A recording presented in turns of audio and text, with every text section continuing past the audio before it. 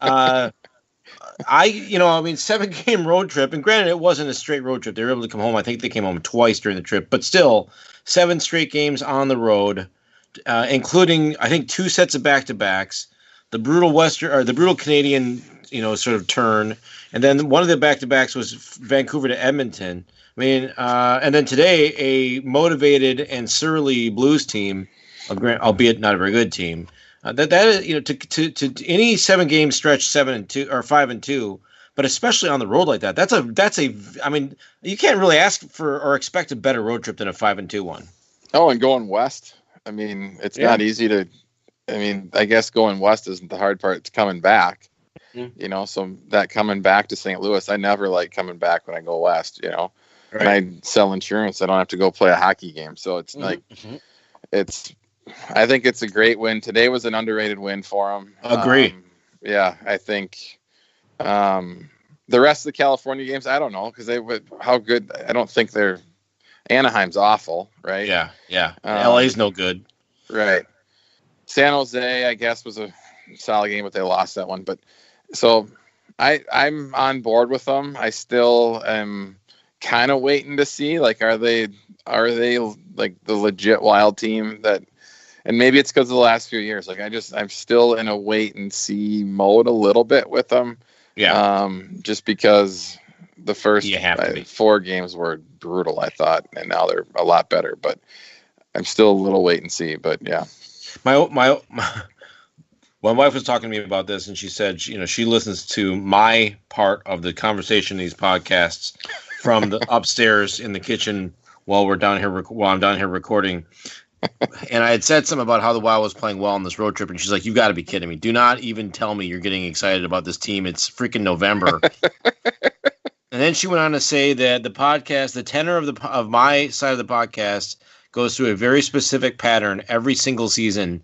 That sometime about now, everybody's excited, and then in like January or February, starting to get nervous, and by March, everybody feels awful, and then they lose, and everybody's like, can't believe it again. And she's like, you're the only people you're the idiot at this point for continuing to think that way. So no, I mean, you're absolutely right. I mean, we've said all along, this team will not be judged by how they perform in the regular season. Yeah, and you tell your wife though that's a Minnesota sports fan in a nutshell. Like, we're that way with every team. Like, exactly. She grew up in. I've been that way since I was 3. So, no, but it's game 17. So yeah, I mean, a lot can change in the next 65 games. But look, I'd rather have them playing well at any point during the season than not playing well at any point during the season. Well, I agree with that. And the one thing that gives me a little bit of hope is I do seem to feel like they're more of a team now.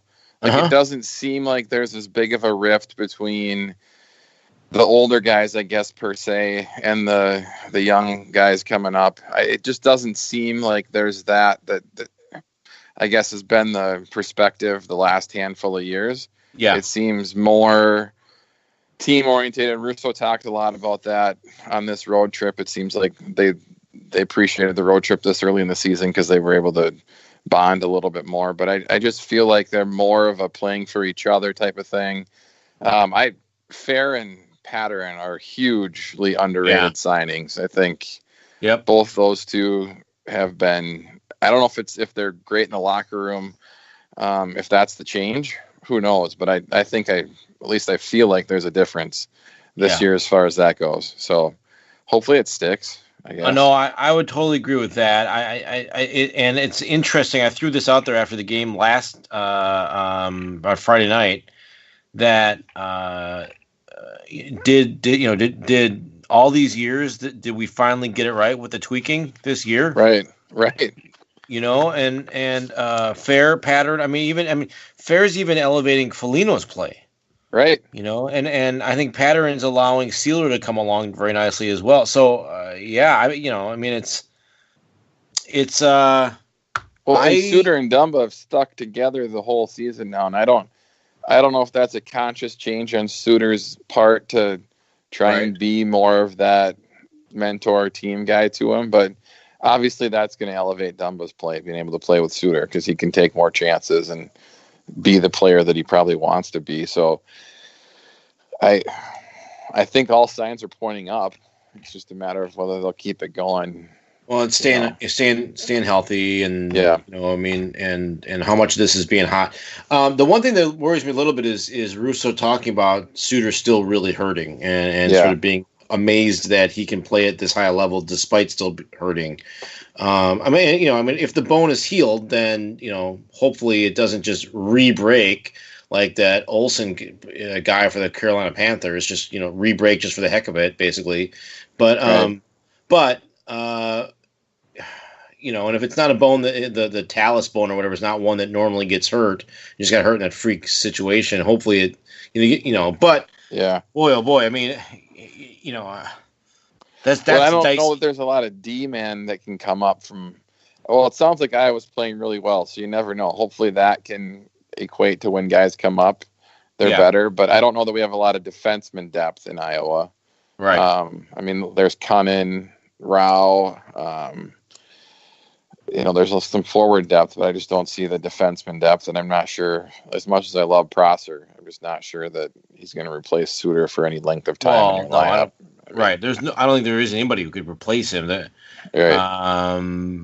But Soucy's been awful in Iowa apparently, so right. That makes the defenseman depth even worse, right? Because he's probably your number one guy, and he's been terrible.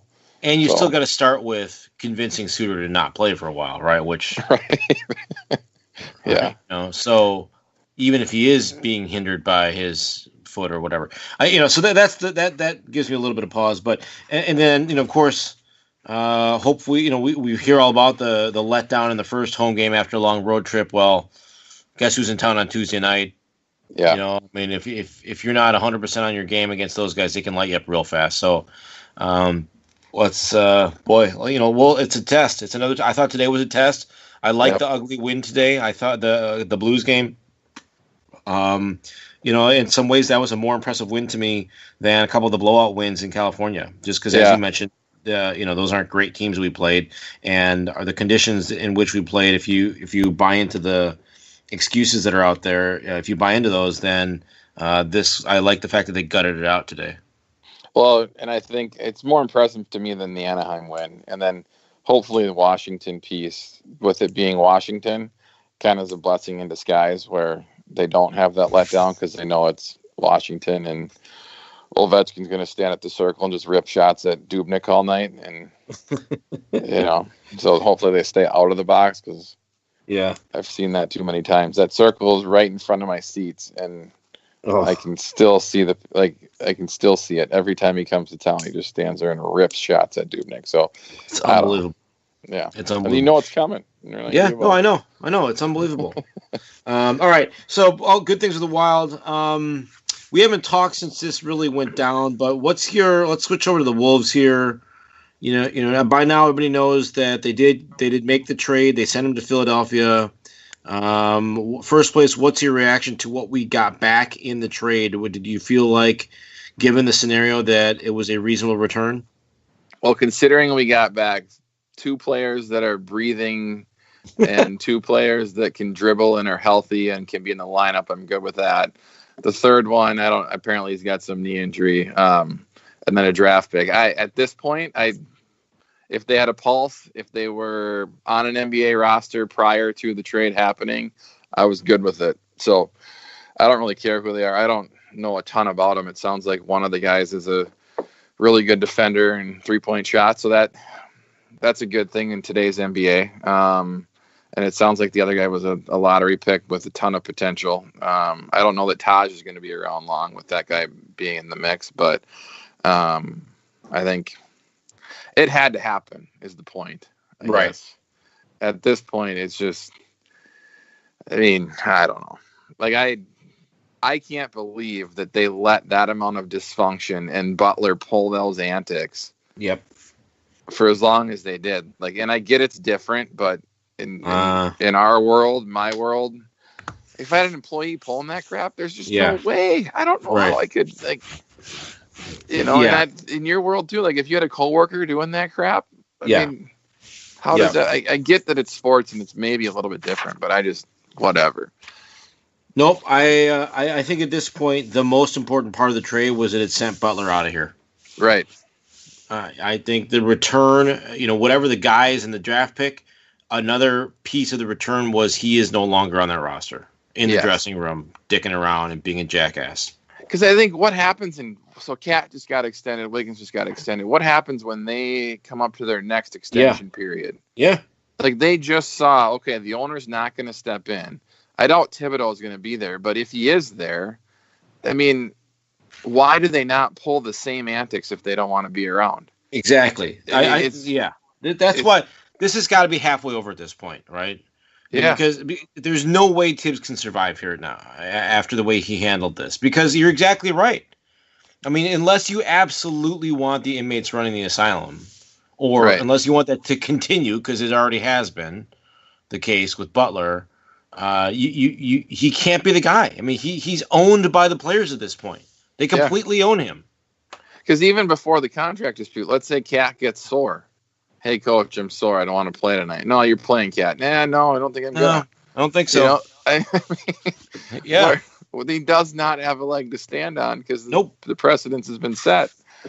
So, and the other thing is, can he coach again in the NBA? I mean, this isn't a Wolves specific condition. Every single player out there is going to know, well, I can just roll up on him. You'd be, I don't know. I'd be surprised. Not much surprises me with the NBA these days because I also think, if this happened in the NHL, my God, oh God, yeah. I just don't see that going over very well at all. I mean, even the Ottawa situation, right? Something similar.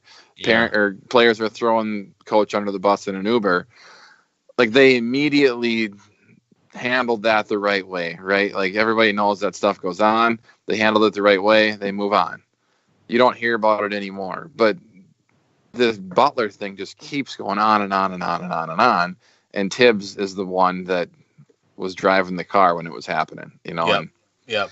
No, I mean, it's just a brutal situation. Now they're in second to last place in the Western Conference, but they're only 13 games into the season. I mean, is it? They're 7 games back of first, but 1, 2, 3, 4, 5, 6, 7, 8. But they're only 3 games back of 8th place. I mean, are they?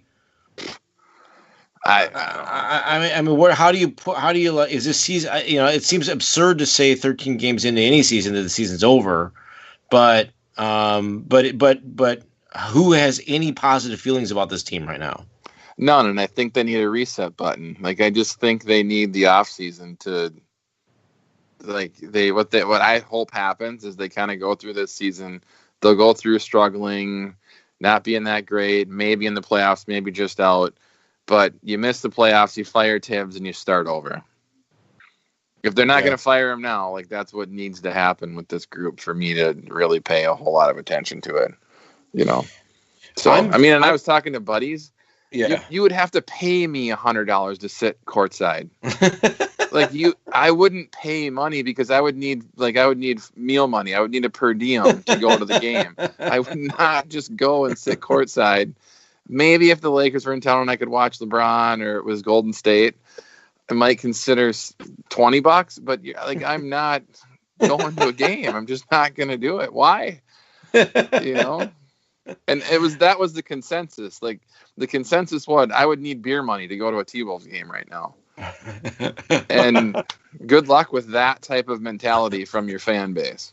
So that's interesting. So let's say they rip off a 7-3 run here, and then the Lakers are in town.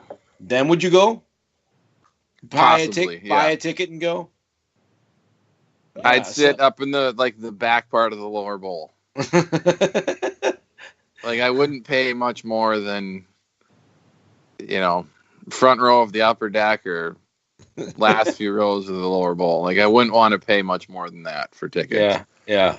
So I wonder my point, I guess, would be I wonder how long that does persist, because that's got to make all the difference. Is fan apathy after a building year in terms of momentum and excitement last season to take this many steps backward and to have this kind of fan backlash, which is totally justified in my opinion. Yeah, that's got to get their attention.